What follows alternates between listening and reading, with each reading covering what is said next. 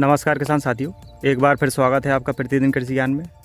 और आज हम शर्मा कृषि फार्म पर आए हुए हैं और यहाँ पर आशुतोष शर्मा जी हैं जो कि अभी हाल ही में अपनी लवली प्रोफेशनल यूनिवर्सिटी से अपनी मास्टर कंप्लीट करके आए हैं और यहाँ पर वो अपनी फसल में धान में पहला स्प्रे करवा रहे हैं। उसके बारे में ये जानकारी आज किसानों को बताएंगे।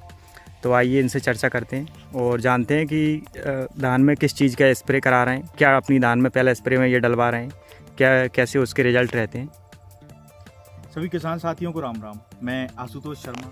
आज हम जैसा कि दिलीप भाई ने बताया पहला डोज हमारी धान की फसल में डल रहा है।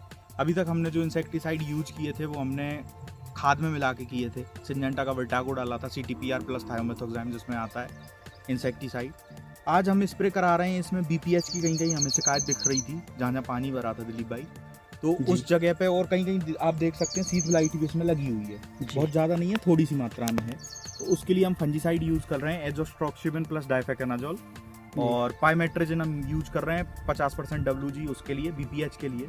और साथ में थ्रिप्स, एफिड्स और वाइट फ्लाई, इनके लिए हम यूज़ कर रहे हैं अपना इमीडाक्लोप्रिड 70% WG। और साथ में एंटीबायोटिक भी है दिलीप भाई। सबसे पहले दिलीप भाई हम बताने जा रहे हैं गोदरेज का बिलियार्ड्स हम यूज़ कर रहे हैं जो कि एक फफूंदनाशक है, फंजीसाइड है। एजोस्ट्रोक्सिबिन 18.2% और डाइफेकेनाजोल 11.4%। जैसा कि दिलीप भाई मैंने बताया, ये फंगल डिसीजेस पे, जो फंगल डिसीजेज लगी हैं हमारी फसल में, उस पर ये काबू पाता है। उससे एक तरह से प्रिवेंटिव मीजर में हम डाल रहे हैं। फंगल डिसीज जैसे आप देख रहे हैं कहीं कहीं इस पर ब्लास्ट लगी हुई है, उसके लिए हो गया, एंथ्रेक्नोज के लिए हो गया, रस्ट के लिए हो गया, पाउडर मिल्ड्यू के लिए हो गया। ये बहुत अच्छा काम करता है। इसको हम पहले भी उपयोग कर चुके हैं जी। तो इसके बहुत अच्छे रिजल्ट रहे हैं। कभी कभी हमने इसमें भी यूज किया था। पिछली फसल जो हमने लगाई जी गेहूं की, उसमें भी हमने इसको, तो इसके अच्छे रिजल्ट आपको पिछली बार देखने को मिले थे? जी बिल्कुल, बहुत अच्छे रिजल्ट इसके में। ये एंटीबायोटिक है जो कि एक बैक्टीरिया साइड्स भी है। इसमें कंटेंट आता है 2 ब्रोमो 2 नाइट्रो प्रोपेन 1,3 डियोल जी, आप देख सकते हैं जी। ये बहुत सारी चीज़ों के लिए बैक्टीरिया साइड्स है, तो बहुत अच्छे से ये मतलब काम करता है। तो इसको जैसे फंजीसाइड डाल रहे हैं तो उसमें मिला के इसको डाल सकते हैं जी। और तीसरे नंबर पे हम डाल रहे हैं गोदरेज का पाईमेट, जिसमें कि पायोमेट्रिजिन 50% WG है। ये मेनली हम डाल रहे हैं BPH के लिए, ब्राउन प्लांट हॉपर के लिए जी।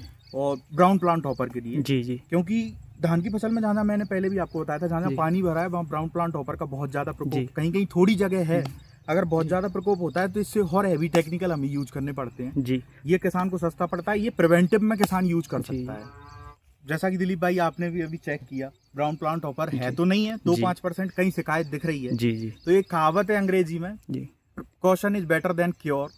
तो रोग से पहले रोकथाम जरूरी है जी बिल्कुल। तो इसलिए हम इसका यूज कर रहे हैं जी। वैसे प्रकोप इतना है नहीं है, लेकिन आप मौसम खराब के चलते देख रहे हैं एकदम बहुत बारिश हो रही है, फिर धूप निकल आती है, उसके चक्कर में इतना प्रकोप बढ़ा है। कल मुझे कॉल आया था डबरा से जी, तो वो ये बता रहे थे कि इतना भयंकर BPH लगा हुआ है कि कंट्रोल करना मुश्किल हो रहा है जी।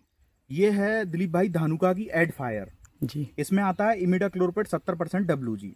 इसका मेनली हम उपयोग कर रहे हैं, जैसा कि आपने देखा कि मच्छर हो गए, मक्खी हो गई, छोटे छोटे जितने भी चूसक कीट हैं, सकिंग पेस्ट हैं, थ्रिप्स हो गया और अपना ये एफिड हो गई, उनके लिए हम इसका उपयोग कर रहे हैं। अगला है दिलीप भाई सिंजेंटा का कल्टार, जिसमें कि पैक्लोब्यूटाजोल 23% WW फॉर्म में आता है। ये मेनली PGR है, प्लांट ग्रोथ रेगुलेटर जी। जैसे कहीं कहीं आप देख सकते हैं कुछ जगह पे हमारी धान की ऊंचाई 4 फीट अभी हो चुकी है। पिछले साल हमने देखा था ये बासमती, पूषा बासमती 17-18 वेराइटी है जी। तो इसमें क्या होता है दिलीप भाई कि इतनी हाइट बढ़ जाती है कि मतलब जैसे कोई स्प्रे करने जाता है उसके सिर तक दान आ जाती है, 6 से 7 फीट तक हाइट हो जाती है। तो ग्रोथ रेगुलेटर हम पहली बार यूज कर रहे हैं धान की फसल में जी। तो अब देखते हैं इसका कैसा रिजल्ट रहता है। कुछ एरिया में यूज कर रहे हैं, पूरे में इसको नहीं डाल रहे हैं इस बार। पिछली बार क्या हुआ था, यूरिया का थोड़ा ज्यादा डोज हो जाने से हाइट बहुत हो गई थी जी, इसलिए इस बार हमने बैलेंस मात्रा में यूरिया का डोज दिया है जी। और इस बार दिलीप भाई हमने INM का भी उपयोग किया, इंटीग्रेटेड न्यूट्रिएंट मैनेजमेंट का, जैसा कि हम देख पा रहे हैं। तो दिलीप भाई हमने INM का यूज किया। INM में हमने क्या किया है, 25% डोज जो है वो ऑर्गेनिक के थ्रू दिया है, जैविक खाद के थ्रू, और 75% डोज हम केमिकल फर्टिलाइजर्स के थ्रू दे रहे हैं बिल्कुल। और 25% में हमने FYM का यूज किया, फार्म यार्ड मैन्योर का जी। अगला है दिलीप भाई बिलवुड कंपनी का बिलकॉन। ये सिलिकॉन बेस्ड स्प्रेडर है। इसका हम बहुत सालों से उपयोग करते आ रहे हैं। जैसा कि दवा स्प्रे करते हैं हम, तो दवा एक जगह ना रहे, पूरे पत्ते पे आसानी से फैल जाए जी। उसके लिए हम इसका उपयोग करते हैं। आपको हमने प्रैक्टिकल भी करके दिखाया था अभी पत्ती बिल्कुल बहुत अच्छा स्प्रेडर है। जहाँ तक मैंने देखा है कि हर कोई किसान ना तो इसके बारे में जानता है और बहुत कम ही किसान इन चीज़ों का इस्तेमाल करते हैं। तो आप लोग कहीं ना कहीं इन चीज़ों को देखिए, समझिए और इनका इस्तेमाल समझिए किस तरीके से ये केमिकल काम करते हैं जी। और दिलीप भाई का बहुत बहुत धन्यवाद, जो दिलीप भाई आज हमारे साथ आए, इतना समय दिया। और आप सभी से अनुरोध है कि प्रतिदिन कृषि ज्ञान यूट्यूब चैनल को सब्सक्राइब करें, लाइक करें और दूसरे किसानों तक भी पहुंचाएं, जिससे कि आपको निरंतर जानकारी मिल सके। दिलीप भाई बहुत अच्छा काम ये कर रहे हैं किसानों के लिए जी। धन्यवाद आशुतोष शर्मा जी, आपका बहुत बहुत धन्यवाद। और आप बहुत ही अच्छी जानकारी किसानों को उपलब्ध कराते हैं और समय समय पर और भी जानकारी अपन ऐसे ही मिल करके किसानों को उपलब्ध कराते रहेंगे। इसके लिए आपका बहुत बहुत धन्यवाद। और ऐसी जानकारी किसानों को और समय समय पर आप उपलब्ध कराते रहेंगे, ऐसी आशा करते हैं।